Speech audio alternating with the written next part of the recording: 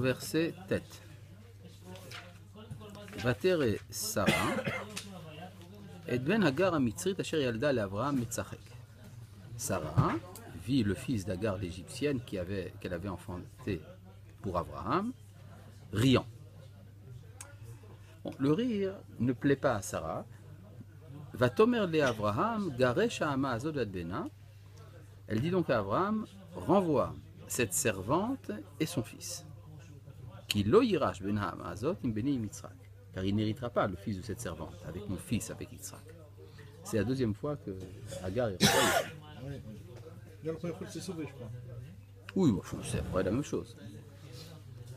Bon, qu'est-ce qu'il y a déplu dans le rire d'Ishmaël? Surtout que, comme on a vu, tout le monde se met à rigoler là-bas. C'est le plat du jour, le rire. Et elle n'aime pas le rire d'Ishmaël. Bon, on peut remarquer d'abord une différence entre Yitzhak et Metzachek. D'abord que l'un est un présent et l'autre est un futur. Comme dit la Gemara, Amar Rabbi Yochanan, Mishum Rabbi Shimon Bar Yochai. Rabbi Yochanan disait au nom de Rabbi Shimon Bar Yochai, Asur la Adam le malé pifsrok baolam hazeh. Il est interdit de remplir sa bouche de rire dans ce monde. Chez Nehemar, ainsi qu'il est dit, Az yimale sechok pinu. C'est alors que notre bouche se remplira de rire. Et quand c'est Beshuv Hashem et Shivat Tzion, etc. C'est-à-dire qu'on ne peut pas rigoler dans ce monde. Pourquoi? Parce que le monde, contrairement à l'opinion du Gachash, n'est pas drôle. C'est le Gachash dit Haolam Matzrik. Les malépis. Oui, d'accord, mais il y a dans un enseignement très profond du Gachash qui dit Haolam Matzrik Astrochakim, le monde est drôle donc il faut rire. Eh bien, il semblerait que la Gemara pense le contraire. Le monde n'est pas drôle. La preuve, il suffit d'ouvrir le journal ou d'écouter la radio et on voit que le monde n'est pas drôle. Donc si on se met à rire dans ce monde, c'est une forme de cynisme. C'est qu'on est satisfait de l'état du monde. On peut dire aussi que c'est une façon de se défendre du monde. C'est comme ça que les Juifs se sont défendus. Ah. En inventant l'humour, en Oui, riant. tout à fait, tout à fait. Mais ça veut donc dire, ça c'est ce qu'on appelle Yitzhak, c'est-à-dire ils ont ri de l'avenir. Ils ont méprisé l'état actuel du monde. Le rire, c'est pas une satisfaction. On peut être, c'est-à-dire qu'il peut y avoir un rire qui est une satisfaction. On est satisfait de l'état du monde. Alors là, c'est le méchant. Manitou a amené à ce propos le rire célèbre, vous avez peut-être connu, le rire de Nasser. Lorsqu'il a nationalisé le canal de Suez, il a eu un rire long et grossier, un rire de satisfaction qui a été diffusé dans le monde entier. Un gros rire grossier comme ça, bien fondé. Alors ça c'est le rire d'Ishmaël. Il est satisfait de l'état du monde. Et c'est d'ailleurs pour ça qu'il y a également un pi'el. Metzachek, c'est pas Tzorek. Metzachek, c'est une insistance sur le rire. Il s'arrête dans ce point-là. Oui, on peut dire qu'il continue parce qu'il y a une assistance. Mais en pratique, qu'est-ce qui devrait le rendre pas satisfait? Il est content, son frère, il est, comment dire, il a été Sevré. sevré. Oui. Il n'y a rien de tellement catastrophique duquel il devrait s'attrister. Oui, non mais non, ça, on va y arriver. Mais d'abord, le problème de la satisfaction.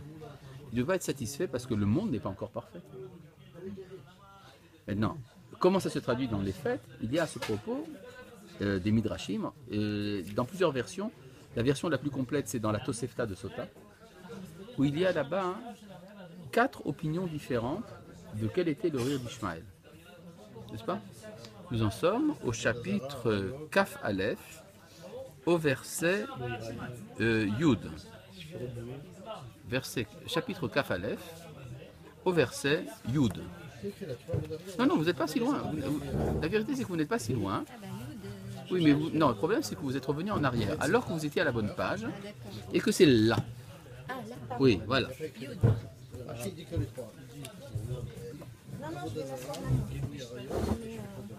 Alors, il y a effectivement, dans le Midrash, il y a Rabbi Shimon Bar Yochai qui amène l'opinion de 3 de ses maîtres.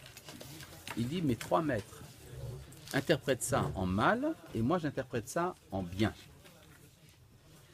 Et c'est quoi en mal? Il y a une opinion qui dit que le rire d'Ishmaël, c'était un rire d'idolâtrie. C'est quoi un rire d'idolâtrie? Il y avait dans l'Antiquité, une des formes du culte, c'était ce qu'on appelait, il y avait un rire sacré, qui faisait partie des cérémonies de l'idolâtrie. Et Sarah a diagnostiqué que le rire de ce jeune homme, c'était un enfant de 15 ans, 16 ans, a tout cassé. Il devait avoir 15 ans à peu près. Eh bien, elle dit, cet enfant de 15 ans, cet adolescent qui est en train de rire, je vois que c'est le rire des idolâtres. Un peu énorme. Puis une deuxième opinion, c'est un rire d'assassin. Il y a une manière particulière de rire chez les assassins. C'est pas là où il tirait des flèches sur Yitzhak et... Non. Ça, c'est la quatrième opinion. D'accord? La troisième opinion, c'est le rire de la débauche. Guido Arayot. Il y a une façon de rire des débauchés. Mais c'est-à-dire qu'il faisait aucune de ses fautes. C'était qu'un diagnostic finalement. Il était Oui, bien. le Midrash dit qu'il prenait des sauterelles qu'il sacrifiait à des petites poupées. Oui, ou bien qu'il se cachait dans les vergers pour attirer les femmes. Enfin, bon, des trucs comme ça. Bon. Mais en tout cas, c'est un peu difficile d'admettre. Ce que Rabbi Shimon Bar Yochai a du mal à admettre, c'est que dans la maison d'Abraham, qui est justement le contraire de tout cela, grandit un enfant qui se comporte de cette manière, même s'il a des intentions. Ce n'est pas encore un méchant. Et c'est pour ça que Rabbi Shimon Bar Yochai dit qu'il a une quatrième opinion, qui d'après lui est la bonne, c'est qu'il riait d'Yitzhak. Il disait, je suis l'aîné, et donc c'est moi qui vais hériter de la double part. Ani Bechor venotel Pishnai. Et Rabbi Shimon dit, la preuve que j'ai raison, c'est ce que dit Sarah. Lo yirash ben ha'ama azot im beni Yitzhak, il n'héritera pas avec mon fils, avec Yitzhak, donc c'est de ça dont il s'agissait. D'où le Midrash qui raconte qu'il lançait des pierres en direction, ou des flèches en direction d'Yitzhak, il disait, ah, j'ai pas fait attention. C'est-à-dire quoi, j'ai pas fait attention? Ça veut dire que si Yitzhak existe, alors Ishmaël n'est qu'un fils de servante. Et donc il ne peut pas parler avec Yitzhak. D'ailleurs c'est pour ça qu'on ne voit jamais un dialogue entre Ishmaël et Yitzhak dans la Torah. Parce que le fait même de lui parler, même pour lui dire je ne t'aime pas, c'est déjà reconnaître son existence. Il n'y a jamais de dialogue entre les deux frères. Jamais. Entre Yaakov et Esav, il y en a. Mais d'ailleurs on va dire que dans l'histoire également, il n'y a jamais eu de dialogue judéo-musulman. Ça n'a jamais existé. Il y a eu une philosophie judéo-arabe. Mais la philosophie, c'est universel, c'est pas de l'islam. Tandis que... Oui. Le Sefer HaKuzari, Oui. c'est une fiction, c'est une pure fiction. C'est pas un dialogue direct. C'est pas un dialogue. C'est pas un dialogue direct. Il invite là-bas un musulman. C'est pas un juif d'ailleurs qui l'invite. C'est un goy qui invite le musulman. Et puis alors il dit bon, bah, votre truc ça marche pas. D'accord? Mais c'est jamais direct. Il y a eu parfois quelques écrits en terre d'islam contre l'islam, mais qui ont toujours été censurés pour des raisons de sécurité personnelle des auteurs. N'est-ce pas? D'ailleurs, on voit quand le Rambam a écrit Igeret Eman, dans laquelle il parle assez longuement de l'islam, il dit j'ai eu peur d'écrire ce texte, mais je l'ai fait quand même pour sauver les Juifs du Yémen. D'accord? Ça veut dire qu'en fait, il n'y a pas d'existence de l'autre. C'est-à-dire qu'on avait déjà parlé, je crois, de ça à propos de Hagar, n'est-ce pas? Que une des conditions de l'identité islamique, c'est la négation de l'identité d'Israël. Pas seulement d'Israël d'ailleurs. De toute identité. Oui, bien sûr, bien sûr. D'ailleurs, il vient usurper, remplacer ça falsifie la Torah. Il y a une différence. C'est la Kedat Ishmaël. Oui. C'est-à-dire que pour Contrairement aux chrétiens qui disent ça c'est passé, on oui. nouvelle Israël. Mais donc pour que ça tienne, il faut qu'Israël n'ait jamais existé. Ouais, c'est ça. Mais ça le truc. Alors que les chrétiens, ça ne dérange pas qu'on ait existé. Juste on Oui, est passé. oui, bien sûr. La philosophie judéo-arabe, Oui. elle descend C'est du grec. Directement du grec. Oui. La philosophie grecque, comme C'est- Averroès Et Avicenne. et Avicenne. D'ailleurs, soit dit en passant, chez les musulmans, on ne se glorifie pas d'Avicenne et d'Averroès. Non. Enfin, contrairement à chez nous, on dit le Rambam, c'est un grand. Chez les Arabes, c'est presque des hérétiques, ceux-là. D'ailleurs, où est-ce que sont imprimés les textes d'Averroès et d'Avicenne? À Beyrouth, Ah oui. chez les chrétiens. Ah oui. Parce que pour les Arabes, c'est pas... pour les musulmans, c'est pas... C'est dans les C'est Bobites, quoi? quoi. C'est des penseurs. Ouais, c'est ça. Vous connaissez ça, non? Oui, soit dit en passant, Averroès, Ces gens-là, pire. pour se protéger des réactions de la foule, s'est réfugié dans le ghetto des Juifs à Tanger. C'était des penseurs musulmans. Ouais. Oui, oui, tout à fait. Bien qu'il ait écrit un livre intéressant qui s'appelle Kitab al-Jihad, dans lequel il explique quoi? De quelle époque? Averroès, Ouais. 12e, 12e. 12e siècle. 12e. Ouais. Il y avait une histoire avec les soufistes aussi. Les soufistes, c'est quoi c'était Les soufis, Les soufis, Oui. Les soufis, je sais plus. Les soufites, Les oui. soufis, c'était des musulmans, mais qui étaient. c'est pas c'était, c'est encore. C'est- Il y a des soufis de Oui, nos des jours. soufis en Turquie. Il y en a un peu partout, il y en a au Maroc, il y en a ici en Israël aussi. Ils sont en train de se faire tuer un peu partout. Est-ce qu'ils ont Ça dépend où. Mais Chez nous, ça en marche. fait, qui était assez proche, enfin, avait au niveau de la mystique, avait pas mal d'interactions avec le judaïsme. C'est vrai. Disons comme ça, les soufis, Nadjara. les soufis ne croient pas vraiment en l'islam. Ça, la vérité. Ils cachent leur jeu, ils ne croient pas vraiment en l'islam. Entre autres parce que un des fondements de l'islam, c'est qu'il n'y a plus de prophètes après Mohammed et qu'eux ont des expériences mystiques qu'ils interprètent comme presque de la prophétie. Alors ils doivent faire des toutes petites nuances pour expliquer pourquoi ce n'est pas de la prophétie, parce que sinon ils se font zigouiller. D'accord. Il y a eu des contacts entre les premiers soufis et certains rabbins, entre autres à Saragosse, par exemple, le Chovot Alevavot, Rabbi Yosef, Rabbeinu Bachya et Rabbi Yosef Ibn Pakuda, qui vivaient dans la même ville, dans Saragosse, où était le fondateur du soufisme. Les devoirs du cœur. Les devoirs du cœur. Alors ce qui est intéressant, c'est qu'il y a des phrases entières dans le Chovot Alevavot qui se retrouvent exactement dans les textes des soufis. Et il y a des débats pour savoir qui c'est qui a pris de qui.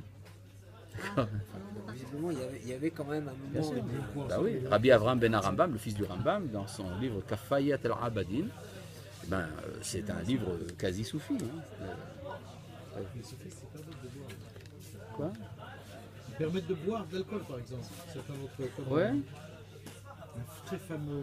Moi aussi poète j'autorise soufiste. l'alcool. Comment Moi aussi j'autorise l'alcool. C'est pas soufi. Peut-être qu'ils l'ont écrit en buvant en croissant. Oui. Bon, c'est pour ça qu'ils ont un tas de malheurs, c'est les malheurs de soufis. C'est pas les derviches aussi, les soufis, non? Il y a parmi eux des derviches qui, ceux qui tournent, tout ça. Bon. Maintenant, regardons un peu le verset Yud. Le verset Yud, donc ça veut dire qu'en fait, si je prends Rabbi Shimon Bar Yochai, ça veut dire qu'en fait, il faut faire une distinction entre Ishmaël dans la maison d'Abraham et Ishmaël en dehors de la maison d'Abraham. Ishmaël dans la maison d'Abraham ne fait pas toutes ces choses-là. Il n'est pas débauché, il ne tue pas, il n'est pas idolâtre. Mais quand il sort de la maison d'Abraham, il le devient. Or, quand on voit dans l'histoire des enfants d'Ishmaël, se divise en deux parties. Une partie que les Arabes appellent Al-Jahiliya, c'est-à-dire l'époque de l'ignorance. C'est le temps avant l'islam. Et à partir de l'Hégire, ils ont un temps qui s'appelle le temps de la foi. Or, dans le temps de l'ignorance, c'était Ishmaël en dehors de la maison d'Abraham. Donc, d'un certain point de vue, on peut dire que l'islam, c'est un acte de teshuva. Ils font teshuva face au Dieu d'Abraham. Mais ils n'ont pas fait teshuva encore face au Dieu d'Yitzhak. C'est-à-dire que le travail que doit faire Ishmaël, c'est d'accepter le Dieu d'Yitzhak. D'accord? Comment ça se fait? Ça se fait à la fin de la vie d'Abraham, lorsqu'il est enterré par Vaikberu Oto Yitzhak Ishmael Banav, que Ishmael a fait passer Yitzhak avant lui. Mais la Gemara ne dit pas comment ça se fait. Parce qu'entre Yaakov et Esav, il y a un dialogue, donc on peut dire qu'à travers le dialogue, quelque chose peut se faire. Mais entre Ishmael et Yitzhak, il n'y a pas de dialogue, mais il y a des rapports de domination. Or, c'est la première fois dans l'histoire que nous vivons une époque où Ishmael est dominé par les descendants d'Yitzhak. Alors peut-être que ça peut amener une transformation. Effectivement, il y a des signes avant-coureurs de ces transformations-là. Ishmaël, un peu tout petit morceau d'Ishmaël. Peu importe, pour eux c'est l'humiliation totale. Parce qu'au cœur du Dar al-Islam, il y a eu une emprise des descendants des Juifs sur Ishmaël. C'est terrible pour eux. Il faut bien comprendre ce que ça veut dire. Ça explique d'ailleurs la violence de la réaction. Et le soutien des Palestiniens et la différence vis-à-vis des autres. Oui, bien sûr. Il y a une fixation énorme, une obsession autour de ça. Alors que ce qui se passe en Syrie, les gens, 192 morts. oui, à Bagdad, ils s'en foutent pas mal. C'est important pour eux, mais enfin, il y a eu quand même, il y a un enfant palestinien qui a été blessé du petit doigt. C'est absolument horrible, le monde entier va en parler. La domination. La domination. C'est le principe de Chouvi el Gevirter Vitani Tachat Yadea. Reviens à ta maîtresse et fais-toi affliger par elle. Et à travers ça, il y a une reconnaissance. D'ailleurs que par hasard, ça se passe à Hebron. C'est quand même quelque chose de surprenant. Enfin, bon, il y a des choses qui se passent enfin dans les quelques contacts que j'ai, non, c'est pas du politique, c'est du métaphysique. Dans les quelques contacts que j'ai, d'ailleurs, indirectement avec le monde musulman, j'ai pu remarquer que ce genre de transformation est en train de se faire. Oui, c'est teshuva, c'est-à-dire non, ça veut dire, c'est plus que ça, d'accepter que l'islam est une religion fille du judaïsme.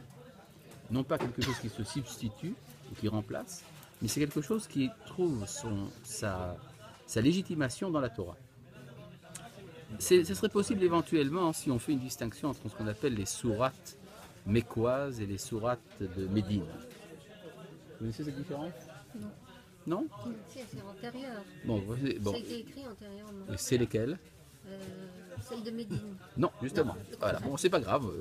Bon, celles de la Mecque sont antérieures. Or, dans tous les textes mécois, Mahomet est entièrement fidèle au judaïsme.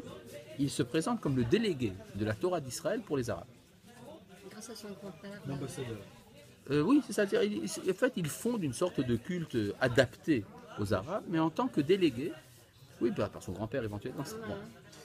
Tandis qu'à Médine, c'est là qu'il devient antisémite, guerrier, hargneux, qu'il tue les Juifs, etc.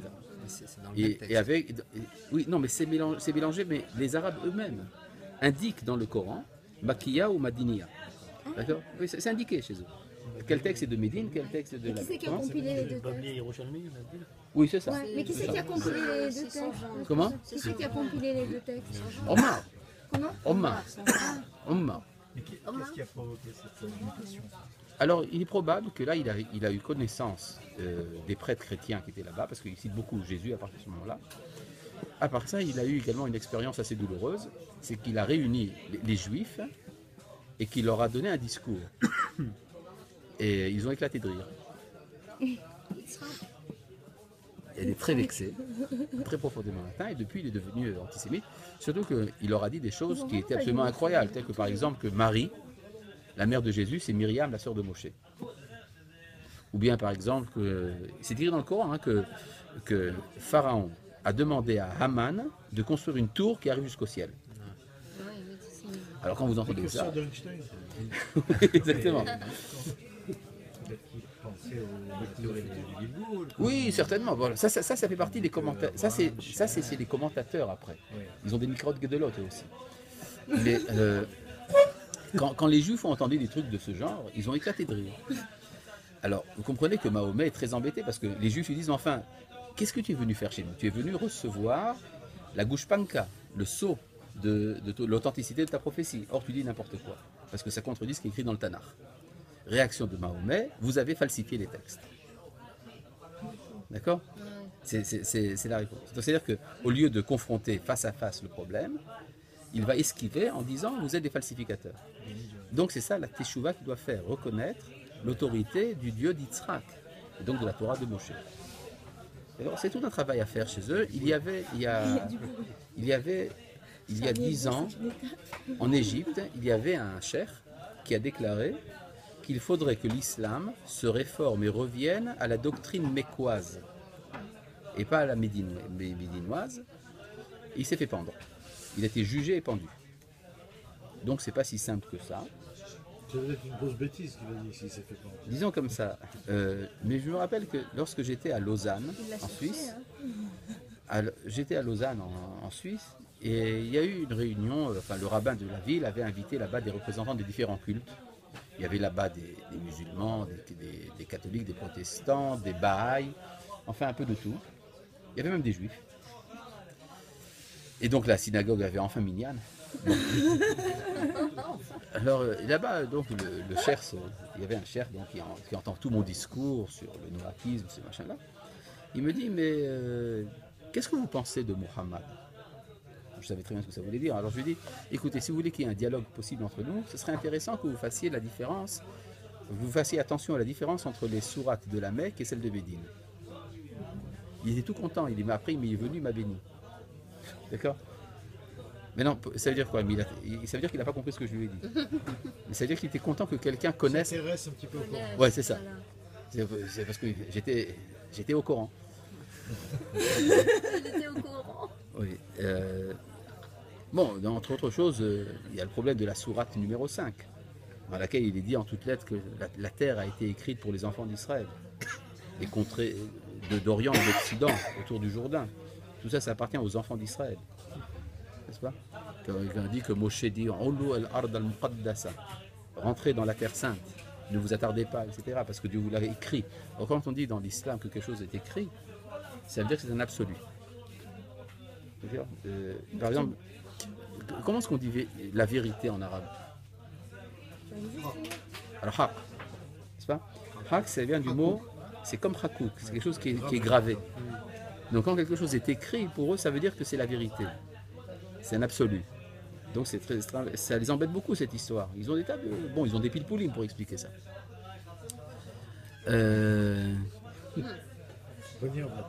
Bon, alors je reviens ici donc au texte. Verset Yud.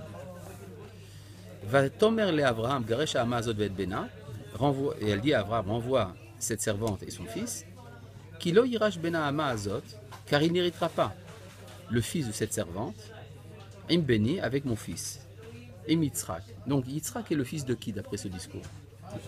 Le fils de Sarah, n'est-ce pas? Et Ishmaël, pour elle, c'est le fils de... Non, regardez bien le texte. De la servante. De la servante. Donc, est-ce qu'Abraham a un fils? Il n'en a pas. Yitzhak, c'est le fils de Sarah. Et Ishmaël, c'est le fils de la servante. Regardez la... Mais pourquoi elle veut vérifier Yitzhak? Il n'a pas eu d'autre fils. Alors, c'est justement pour faire comprendre pourquoi elle veut le renvoyer. Parce qu'il est Metzarek au délai de Yitzhak. Quand on dit Imbeni, Pourquoi il y a une répétition de hymne? Oui, mais elle insiste justement que la raison du renvoi, c'est le rire. C'est son fils à elle. Parce que lui ne sait pas rire. D'accord? Rachid nous dit ici que chacun des deux est une raison suffisante pour le virer. Il ne peut pas être avec ni mon fils, ni avec un tzaddik comme Yitzhak. C'est Oui. deux raisons superposées. Mais pourquoi il y a écrit Im Yitzhak et non, Im Beni, Im Yitzhak? Pourquoi c'est pas Im Beni Yitzhak? C'est ce que dit Rachid pas mal, deux fois. C'est deux arguments. D'accord. Verset Yudalef.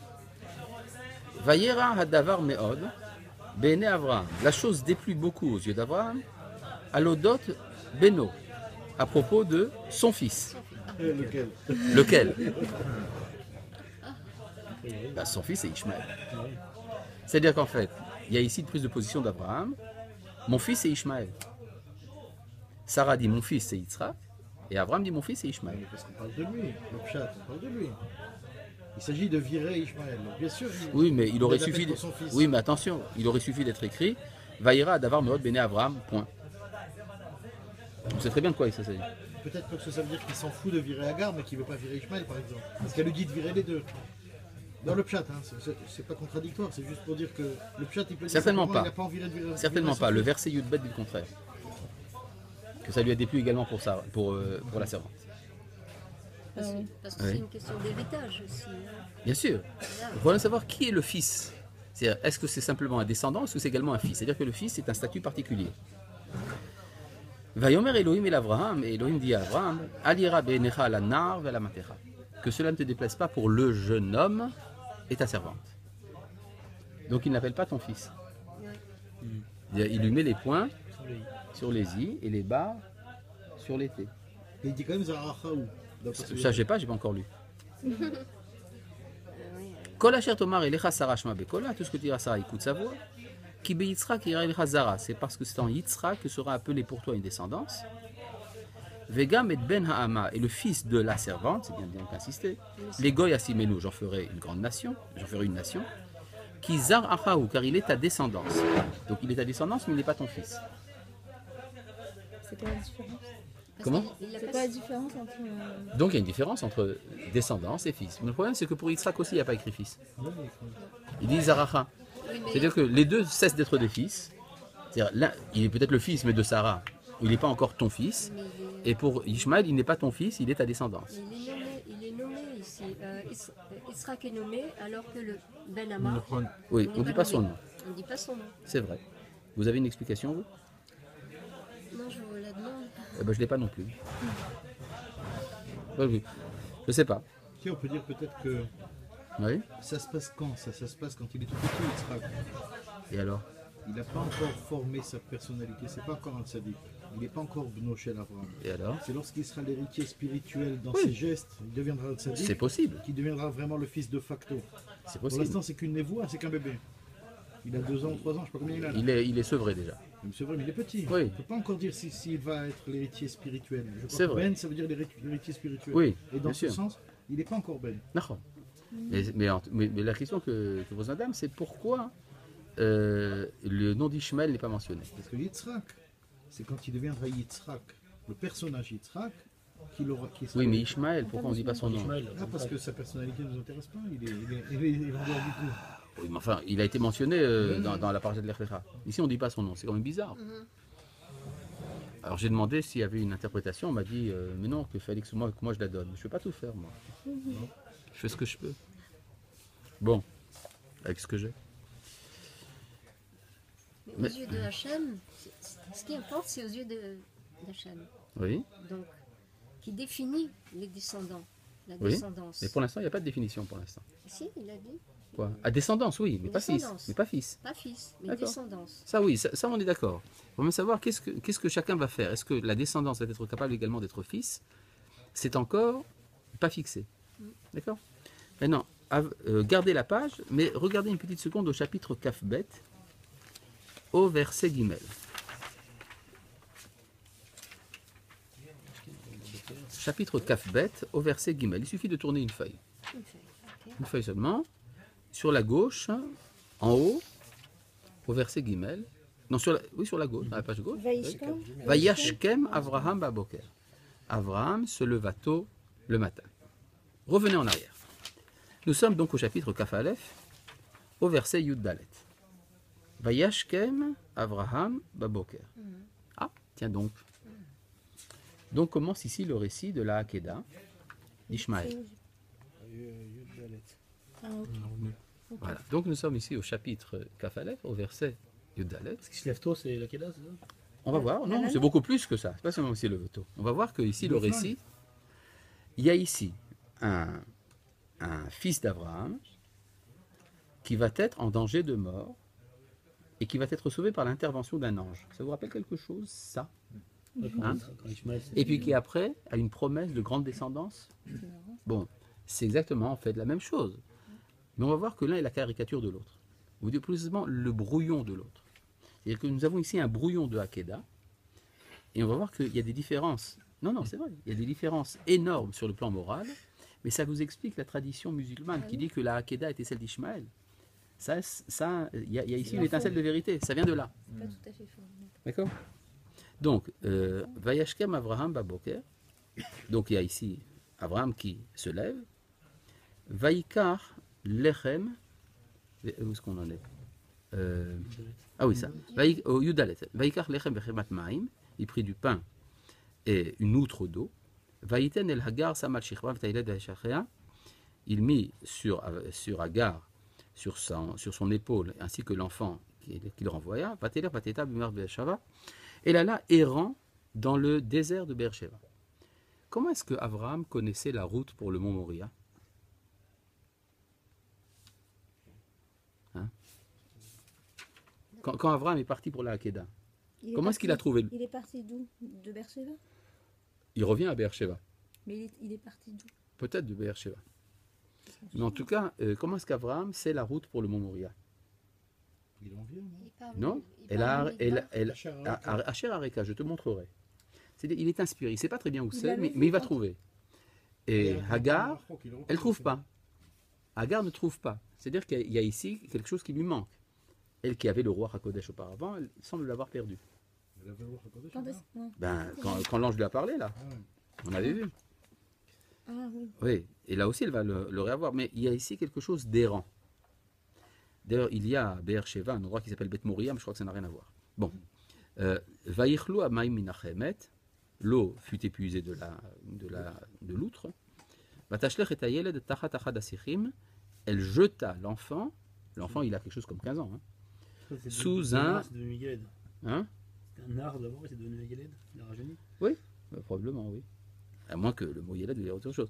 Tachat Achad Asichim, sous un des buissons. Donc, elle le jette. et donc il va mourir. C'est un peu comme Abraham qui met Yitzhak sur l'autel. Vatelech, vateshev là. Et aussi on a vu Vayelech Abraham, Vayikach et Ta'aïl. Mineged Archekim Tachavekeshet qui amra alire b'montayaled, vateshev mineged etzed kol avatek. Donc elle se met à une distance d'arc pour dire que je ne veux pas voir la mort de l'enfant. Elle s'installa en face, leva la voix et pleura. La position morale de Hagar est problématique. C'est-à-dire qu'elle pense à sa souffrance, mais elle ne pense pas à assister l'enfant lors de sa mort. Vatisset Kola, c'est pas une prière? La preuve que non, c'est la suite. Vaishma Elohim et Kol Ah non, Anar. Et quand elle pleure pas pour lui, et pas pour pour sa elle. souffrance. Sa souffrance. Elle doit perdre son fils. Donc elle en souffre, c'est normal. Mais Vaishma Elohim et Kol Anar, ça veut dire que sa plainte à elle n'a pas été entendue. Alors qu'on avait vu pour la première fois quand elle est renvoyée par Sarah, Kishama Hachem et l'Onier. Mais là, c'est différent. C'est-à-dire qu'il y a une incapacité donc d'être véritablement une élève d'Abraham qui s'occupe de la descendance. Il n'y a pas de continuité. Vaikra malach Elohim el hagar min hashamayim. Tiens, ça nous rappelle quelque chose. Vaikra et là malach Hashem min hashamayim. Là, c'est malach Elohim. Donc ça correspond au niveau d'être d'Ishmaël. Vaomer la malach Hagar. Qu'est-ce qui se passe à Hagar? Altiri, ne crains rien. Kishama Elohim el kol anar b'asher usham. Qu'est-ce qu'on avait vu pour Abraham? Ata yadati ki yere Elohim. Il a dit Altiri. Parce que son enjeu, c'est pas Yirat Shamayim. Au contraire, son enjeu à elle, c'est l'amour, Ahava, ce qu'elle n'a pas. Kumisi Il n'y en a pas Etana. non plus de Yirat Shamayim. Comment? Abraham, il était. Regarde, pourquoi son... Elle a de la ira. Bien sûr qu'elle a de la ira. Elle a la crainte. À quoi on voit ça? Est-ce qu'on voit ça? Parce que celui qui l'appelle, c'est Malach Elohim. Il y a le tirage. Et Elohim, c'est Midatadin. N'est pas crainte, ça veut dire qu'elle a la crainte. Elle est habitée de crainte. Donc elle a la ira. Cette mida-là existe en elle. Kishama Elohim el kolanar basherusham, car Elohim a entendu la voix de l'enfant là où il se trouve. C'est quoi là où il se trouve? Sa situation actuelle, qui est celle de tzaddik, alors que un jour il deviendra rachat, mais pour l'instant il est tzaddik. C'est qu'on considère que Nidon al-Shem atralato. C'est-à-dire on va le juger en fonction de ce qu'il est maintenant et non pas en fonction de ce qu'il sera. Oui, mais il y a quelques versets, on nous dit que justement c'était l'inverse. Ça va la renvoyer parce qu'il n'avait pas cette stature de sadique qui rigolait. Donc elle voit la fin. Elle voit ce qui se passe à la fin, n'est-ce pas? Elle a vu dans le rire. Elle a vu ce qu'il va. Oui, Sarah a vu dans le rire d'Ishmaël ce qu'il sera un jour. D'accord? Donc elle est du point de vue Nidon Hachem Sofo. Elle juge en fonction de la fin, de l'aboutissement. À quoi va aboutir Ishmaël? Et à Kadosh Baruch Hu, il juge Ishmaël en fonction du présent, de là où il est maintenant, n'est-ce pas? Et dans la Torah, je crois que nous avons un cas d'enfant qui est jugé en fonction de son aboutissement. C'est l'enfant qui a été sauvé. Le Ben Sorero Moré. Le Ben Sorero Moré. N'est-ce pas? L'enfant rebelle qui est jugé non pas parce qu'il est rachat, mais parce qu'il sera un jour. N'est-ce pas? C'est pour ça que ça n'a jamais eu lieu. Oui, d'accord, mais je veux bien, mais le problème, c'est que c'est le contraire de ce qui est écrit ici. Simplement, c'est que les mitzvot de la Torah sont souvent les conséquences, ce sont les leçons tirées des événements des Havot. C'est-à-dire qu'il fallait le flinguer, quoi. Oui, c'est ça que ça veut dire. D'accord. Mais bon, comme disait d'ailleurs le Rav Kahana, il disait Karna et Bincha et Yichitra asher ahavta et Yitzhak. Et Abraham n'a pas compris. Bincha, ton fils. Yichitra, j'en ai deux. Chacun est unique. Asher ahavta, j'aime les deux. Pourquoi est-ce qu'il n'a pas pris Ishmaël? C'est écrit les titres. Non, mais c'est une vanne. Il aurait mieux fait. Oui. Le mien grand principe, c'est qu'une blague, un mot d'esprit, ça ne s'explique pas. Si c'est expliqué, c'est fichu. D'accord. D'accord. Non, je ne dis pas ça par méchanceté, mais simplement. Je sais que je prends tout. Ouais. Bon. Verset Yutret. Kumi, Sei et Anar, lève-toi et porte l'enfant, et prends-lui la main, car je ferai de lui une grande nation.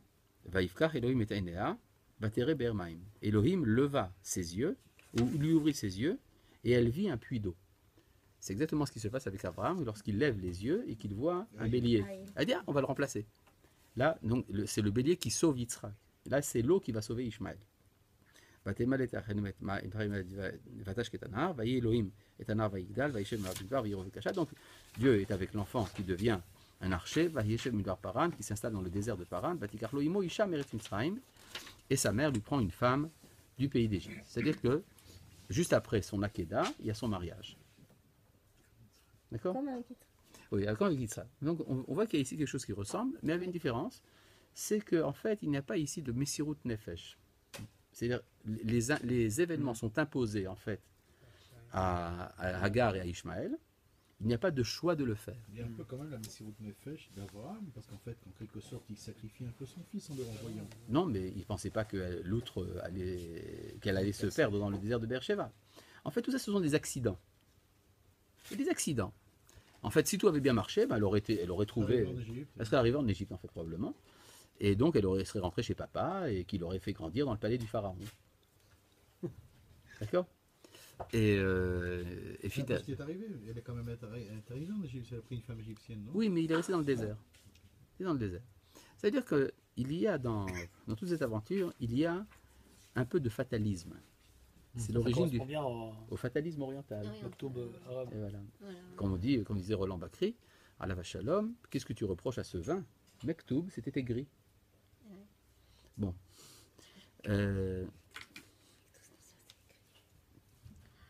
Oui, Oui, oui, c'est dans le dictionnaire du Patawet, vous connaissez probablement. Ah non. Ah non, ben, c'est une lecture très recommandée, il faut avoir ses classiques. Bon, donc je reviens ici au...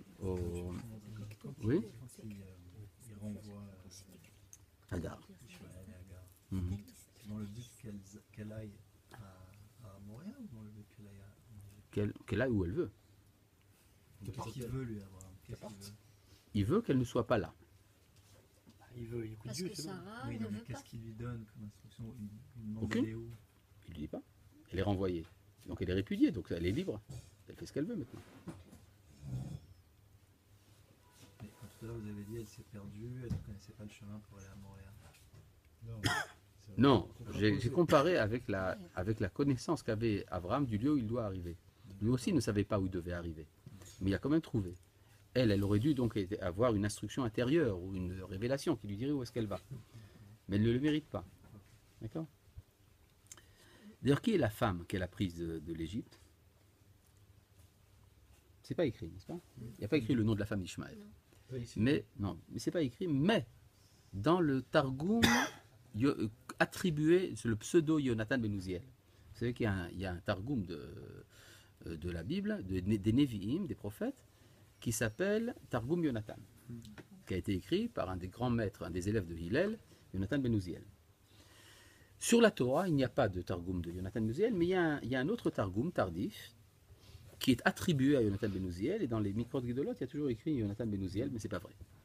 Et là-bas, il y a des textes assez intéressants. Par exemple, sur ce verset, il dit que Hagar a pris pour Ishmaël 2 femmes, appelées Fatima et Adisha. Ce qui, comme par hasard, sont les 2 femmes de Muhammad, De Mohammed. Hadjija et Fatima. Fatima, ouais. Mais c'est du midrash, c'est pas...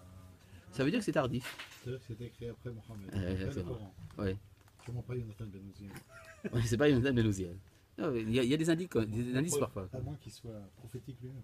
Oui, mais ça serait un peu étonnant. D'accord? Pourquoi c'est la preuve que ça a été créé après? Je peux pas Parce que ça parle de Mohammed.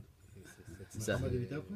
Comme par hasard, les 2 femmes d'Ishmaël sont Fatima et Hadjija. Donc ils disent que la Torah. Non, mais pourquoi ça n'aurait pas été dans un midrash quelconque et après les musulmans ont copié? Mais non, mais il les a vraiment prises, Mohammed. ces deux Oui, femmes. c'était vraiment, c'est historique. C'est un Oui, fait bien historique. sûr. Oui. Mohammed. Hadjija en fait, c'est elle qui a été l'enseignante d'Ishmaël. C'est elle a pratiquement élevé. C'est elle qui a élevé Muhammad. Mohammed. Oui. Après, il a eu, comme il était un peu pédophile, il a épousé Fatima Ouais, qui il avait avait 9 ans, elle avait 8 8. Il n'est pas pédophile, tous les pays arabes, on continue, ça existe encore, ce genre de mariage. Oui, bon, d'accord. Bon. C'est ça qu'il a épousé. Rachel Et vous y avait croyez, 3 vous ans. Moi j'ai jamais cru, mais c'est le texte qui dit. Tous les rabbins m'ont toujours dit ça. Ah bon? Vous n'êtes pas d'accord avec le Maharal alors dans ce cas-là? Le Maharal dit que quand les Chachamim ont dit qu'elle avait 3 ans, c'est pas qu'elle avait 3 ans. D'accord, je peux faire ça.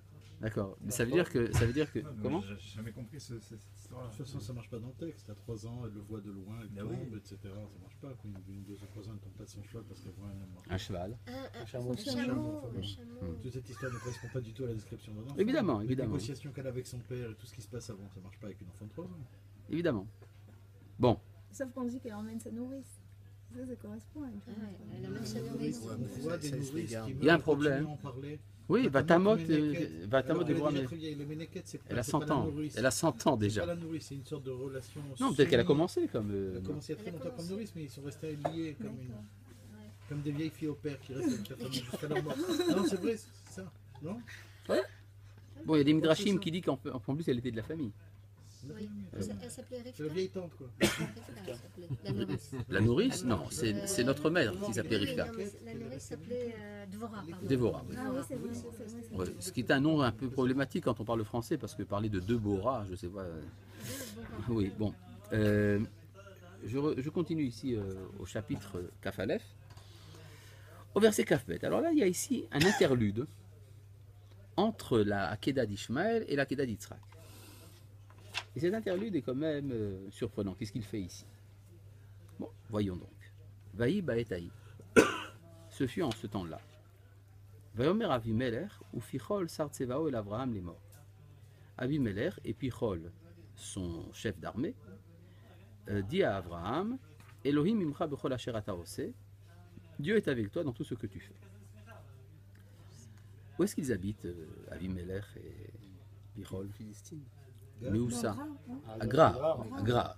C'est ça, Gra, comme on avait vu d'après les Midrashim, d'après le Targum, c'est entre Rafiach et Gaza, c'est la région qu'on appelle Gush Katif. Alav Shalom. Ve'ata, Amen. Ve'ata est présentement Isha ve'ali belohim enna. Prête-moi serment au nom de Dieu maintenant.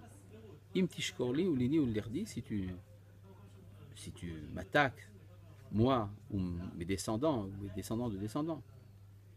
Car Chesed asher asiti imcha ta'asi, m'a dit, la même grâce que j'ai fait avec toi, fais avec moi, v'imaret asher gartaba, avec le pays où tu as vécu. Il y a un petit problème. Est-ce que Avimelech a été gracieux, un chesed, avec Abraham ou non? Il Autant lui a qu'on- rendu sa femme. Il lui a rendu sa femme, c'est sympa quand même. Il n'est pas obligé. Il sait qu'Abraham des ne sait richesses pas que aussi. Dieu lui est apparu en rêve et qu'il l'a menacé. De son point de vue, c'est un acte gracieux. Oui, mais en fait, donc Non. il se moque du monde, quoi. Oui, mais il sait que l'autre ne sait pas. Donc Oui, il fait un d'accord. levier là-dessus. c'est Donc j'étais vachement gentil avec toi, hein, c'est ça. Donc, oui. Finalement, je t'ai rendu ta femme. tout. Avec, Je t'ai pas tué. le canon sur la tempe, il a rendu sa femme. Oui. Il n'a pas vu le canon, l'autre. Vayomer Abraham, Anochi Ishaver. Abraham entend ça, une proposition de paix. Immédiatement, Abraham est d'accord. D'accord. Il y a ici un mouvement de la part d'Abraham qui est Oslo. Veochia. Une fois qu'Abraham est d'accord pour signer l'acte, Veochia et Abraham et Avimelech alodot be'er hamayim asher gazlu avdei Avimelech. Au dernier moment, Abraham se souvient qu'il y a un problème. C'est que le puits a été volé par les serviteurs d'Avimelech. Mais c'est déjà un peu trop tard. C'est attendez que l'accord de principe est donné. Bien qu'il n'a pas encore vraiment prêté le serment, mais il a déjà déclaré qu'il allait le faire. Alors les plaintes d'Abraham à propos de violation de droit international, etc., c'est déjà un peu... Des modalités. c'est des modalités. Oui, mais c'est faible. Non, mais ouais, c'est ça. Vayomer Avimelech, Avimelech dit, Lo yada'ati mi'asa et atafal hazeh. Voilà, c'est pas moi. Je sais pas. Vegamata lo igadetali. À qui dit-il ça? À Pichol. Il dit, toi le chef, le responsable des forces de sécurité, tu me l'as pas dit non plus. Vegam, et réponse de Pichol. Vegam anochi lo shama'ati bilti al-yom. Donc la mauvaise foi d'Avimelech et Pichol, Personne n'est au courant. Ouais, n'est-ce d'accord. pas? C'est diplomatique, ça. Oui. c'est détourné, Disons comme ça, c'est n'importe quoi. c'est n'importe quoi. Ouais. Mais ce qui est surprenant, Vaikar Abraham son Ubakar, Vaïten Avimelech. Donc Abraham dit il faut faire un geste de bonne volonté pour faire avancer les choses. C'est vrai qu'ils sont hypocrites, c'est vrai qu'on ne peut pas les faire confiance, mais il faut faire avancer les choses. Donc un acte de bonne volonté. Il donne, Yami. Le signe, Vaïta Avimelech, Vaïchitou Shenem Berit, il faut y avoir l'alliance. L'histoire, une fois, il y avait un représentant de Shlomo Marshall qui avait justement, du Coran, une discussion, il s'était appuyé sur ce Oui, bien sûr, bien sûr. On va voir tout de suite, ce qu'on dit le Rashbam. Et les conséquences de ces versets catastrophiques. Et donc, finalement, c'est Abraham qui donne. Personne, du côté de la personne qui donne. Bon. Et verset la Médalet, va Yagor Abraham Beret Philishtim Yamim Rabim. Et Abraham résida dans le pays de Philishtim de nombreux jours. Vaï Ahara Devarim Aele, va Elohim Nissa et Abraham. Et ce fut après ces choses-là que Dieu éprouva Abraham. Et donc, dire le mot éprouver, un des sens du mot éprouver, en français comme en hébreu, ça veut dire faire souffrir. Faire souffrir. Alors là, il est intéressant de voir ce que dit le Rashbam. Parce qu'il veut faire un lien avec le fait. C'est pour On ça a qu'il sauté a quelques psukim. Nous avons sauté quelques psukim, parce que nous ne sommes pas à cheval sur la traduction de chaque mot. À moins que vous insistiez, alors j'y vais, mais il y a des... Je peux vous dire juste une chose. Oui, mais Baruch avec le- Pieli, les Haïda qui Khafati et Taber Azot. Il donne 7 Brebis, ouais. et il dit ce sera la preuve que ce puits est à moi. Je peux me permettre de te le tout Oui, non, mais avec plaisir. que l'Avram était, non seulement il respectait la propriété d'autrui, mais ses animaux aussi. Et alors pour prouver à Avimelech que cette eau lui appartenait, il a donné les brebis à Avimelech, Pour montrer et qu'elles il a allaient sorti boire. de l'eau du Béer, et il a dit prends, fais-les boire. Et les brebis ont refusé de boire puisque cette eau n'appartenait pas à Avimelech. Il dit voilà la preuve. Voilà la preuve que c'est à moi. C'est Très parce joli, que ça. mes brebis qui ne sont pas des voleuses, elles ne boivent pas, maintenant qu'elles sont en toi, elles ne boivent pas de mon eau. Très joli. Très joli. Très joli, très joli. Très joli brebis. Très très joli. Maintenant, je voudrais ici citer le Rashbam. Rashbam, c'est le petit-fils de Rachir, Rabbeinu Shmuel ben Meir, qui explique c'est quoi Achar Adevarim Ale, après ces choses-là, c'est-à-dire après l'alliance avec Avimelech. Je lis ici Achar Adevarim Ale. Achar Adevarim Ale, il dit.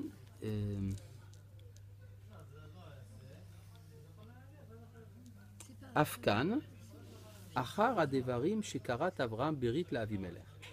Après l'alliance qu'Abraham a conclue avec Avimelech, L'Ol Nino Lerdo avec ses descendants, chez l'Avraham, les descendants d'Avraham, Venatan lo Sheva Kivasot Atson, il lui a donné les 7 brebis, Vechara Apo chez la Kadosh Baruch Hu Alzot.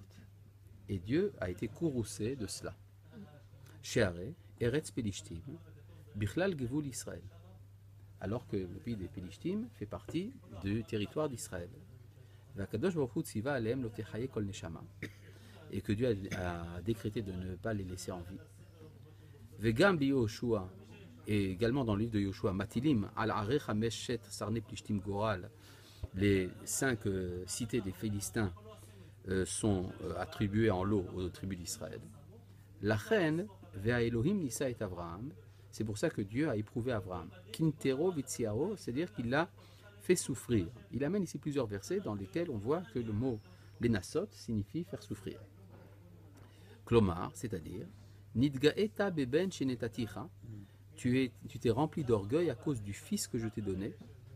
Lichrot berit beinechem ou ven benehem, de sorte que tu vas fonder une alliance entre tes enfants et leurs enfants. Ve'ata lech ve'aleu leola, et dans ce cas-là, faisant un holocauste, ve'yir'e ma'oila kritut brit shelcha, on verra à quoi a servi ton alliance. Puisque tu n'as pas de descendance. C'est-à-dire, il a quand même Ishmaël. Mais enfin, Oui, mais enfin, le Brit, c'est avec. oui, Ah oui. oui. Et donc, ça, ce que comme disait Manitou, oui, mais Ishmaël est renvoyé pour l'instant. Et donc, ce que disait Manitou, c'est en fait, Dieu dit à Abraham, je t'ai donné un enfant pour hériter de cette terre. Tu ne veux pas de la terre, rends-moi l'enfant. Ceci dit, Mais la baisse. le texte qui est cité à propos des Aref et l'Ishtim, il est postérieur à Abraham. Donc il est pas, peut-être qu'il ne sait pas que cette terre lui appartient. Envoie un fax au Rashbam. Donc en fait, s'il y a eu la Kedat Yisrak, Oui. c'est du fait que Abraham fait. Exactement. D'après le Rashbam. C'est-à-dire qu'il lui reproche de ne pas avoir accepté ce que représentait sa descendance. La descendance, c'est pour hériter de la terre. Maintenant, pourquoi est-ce que dans ce cas-là, c'est quoi Oslo? C'est Oslo ce qu'on lit là. Tu prononces ça à l'ashkénaze. Bon, Qu'est-ce que je disais pourquoi est-ce que finalement Yitzhak a survécu? Parce qu'il n'a donné qu'une partie du territoire. S'il avait donné toute la terre, peut-être qu'Yitzhak n'aurait pas survécu.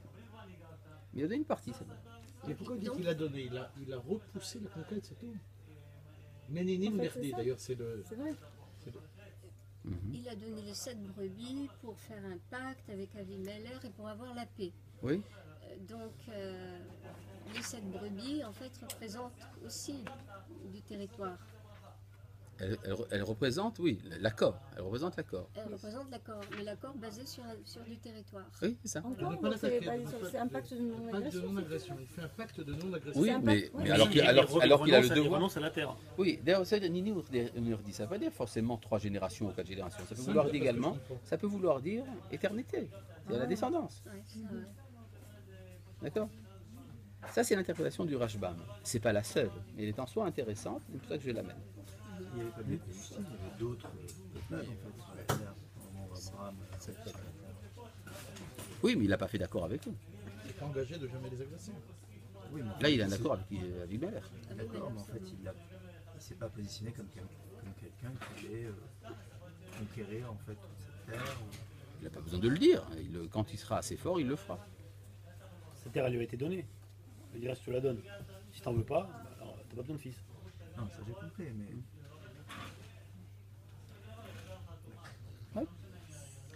C'est une interprétation difficile.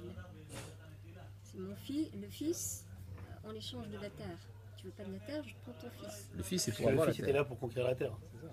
Si, parce que naturellement, il n'aurait pas dû avoir d'enfant. Il Oui, mais était alors stérile. pourquoi il fait un accord s'il renonce au fils? Il n'y a pas besoin de faire un Non, accord. Non, mais ça, il ne savait pas que c'est ça qui allait se passer. renonce pas. Comment? C'est pas ça, il ne savait pas que ça allait se passer comme ça. C'est Hachem qui, après, lui dit puisque tu as fait ça. Ouais. Mais il y a une chose que j'ai pas compris. Parce qu'en fait, on nous dit. Tu savais ça, il a Enfin, pas tué son fils. Il dit ça, je fais ce que tu fais. ah oui, c'est ça. Vaïomer a vu Avimelech de Phicrol. Ça sous-entend qu'Abraham était allé vivre les réfléchis. Oui. D'accord. Et après, dès qu'il doit le tuer, Et pourquoi? Pour commencer à conquérir? ouais, t'es là. Parce que c'était l'endroit où il y avait des pâturages. Il a quitté donc Beersheba pour aller au réfléchis? Non, Beersheba faisait partie de Resplichim à l'époque. Ah, Préparer le d'accord. Hazara. D'accord. Mais non, le problème, c'est. Oui. Bon, enfin, Alors, bref, c'était avec tout ça est une introduction à la Hakeda. Maintenant, en fait, on peut lire ça un peu différemment parce que on veut dire aussi Vayi Achar Devarim Aele après ces choses-là, hein, après la Hakeda d'Ishmaël. À Devarim Aele, on n'est pas à Davar Azé. N'est-ce pas? Donc, C'est pas simplement les paroles, c'est les faits ou les paroles? ah, justement, c'est pour ça que les Chachamim ont dit Devarim chez l'Ishmaël, les paroles d'Ishmaël. Il y a un Midrash qui dit comme ça. Que Ishmaël a dit que toi, moi j'ai fait la circoncision à l'âge de 13 ans, alors que toi tu l'as fait à 8 jours quand tu ne pouvais pas t'opposer. Et alors Yitzhak lui répond comment? Tu m'attaques avec un organe? Si Akadosh Baruch Hu demandait toute ma vie, Ah oui. je la donnerais. Après ces paroles. C'est-à-dire que si on dit que nous sommes Israël, alors il faut le prouver. Mais quand même, Nissa et Abraham, pas Yitzhak. D'après ça, il devrait y avoir écrit Nissa et Yitzhak. Oui, bien sûr. C'est la preuve que c'est pas nécessaire. Le Rambam disait que Yitzhak était certainement un enfant parce que sinon il aurait écrit à Elohim Issa et Yitzhak. Il a 37 ans là. Après, Le Rambam n'était pas d'accord. Le Rambam dit justement, le fils du Rambam dit que son père, le Rambam, n'acceptait pas qu'il avait 37 ans. Parce qu'il dit s'il avait vraiment 37 ans, il aurait écrit Issa et Yitzhak. ou Etchneem. Oui, et Abraham va être Yitzhak. Mais le problème, c'est que les Chachamim ont dit qu'il avait 37 ans. Donc comment est-ce que les Chachamim ont compris ce verset? Même si le Rambam n'est pas d'accord. Mais comment est-ce que les Mais Chachamim dans ont le compris? texte, c'est explicite qu'il a 37 ans pour faire le calcul. Non, Comment non? non, c'est pas écrit. Non, c'est pas écrit, mais enfin, on peut faire. C'est pas écrit. On peut remonter la Pourquoi? chronologie. Non, parce que Sarah, elle meurt juste après. Non, à mais 127 Rachid ans. Il a fait le calcul, Rachid. Le calcul est très simple, c'est que Sarah meurt juste après, à l'âge de 127 ans. Donc on sait qu'il a 37 ans. Si tu dis qu'elle est morte vraiment juste après. Mais d'où on sait qu'elle est morte juste après? C'est écrit juste après. C'est écrit. Alors on peut dire, puisque c'est écrit juste après, Oui, c'est pas seulement Oui. ça. C'est pas seulement ça. c'est seulement pour ça. Non, la Mara, elle dit qu'elle est morte quand elle a appris Oui, que son c'est fils allait être sacrifié. oui, c'est le Donc, Midrash. Ça doit être. C'est un bon, Midrash. il faut- Oui, d'accord, alors, mais c'est pas écrit. Non. D'accord, c'est pas écrit. Donc le Rambam dit qu'il n'est pas d'accord avec ça. D'accord. Et en fait, la véritable raison, c'est que pour Yitzhak, c'est pas un Isaïen, c'est pas une épreuve. Parce que Yitzhak, c'est en tant que tzaddik de la Midat Hadin, il sait que la Midat Hadin, c'est payer le prix de ce que l'on reçoit. Quel est le prix de moi-même? Moi-même. Moi-même. Donc pour lui, c'est une évidence, la Hakeda. Pour Abraham, c'est un problème, parce qu'Abraham connaît Akadosh Baruch Hu comme étant le créateur. Le créateur, c'est celui qui donne. S'il donne, pourquoi est-ce qu'il reprend? Donc c'est une épreuve. Et pour Yitzhak, c'est pas une épreuve. L'épreuve d'Yitzhak, c'est peut-être quand on lui dit tu descends. Tu n'es pas sacrifié. Comment? Qu'est-ce qui ne va pas? De nous arrêter. C'est pas Besséder. D'accord? Bon, mais tout ça, c'est un texte qui a besoin d'être étudié très profondément. On rentrera plus dans le détail, Bezrat Hashem, après Purim. Shalom.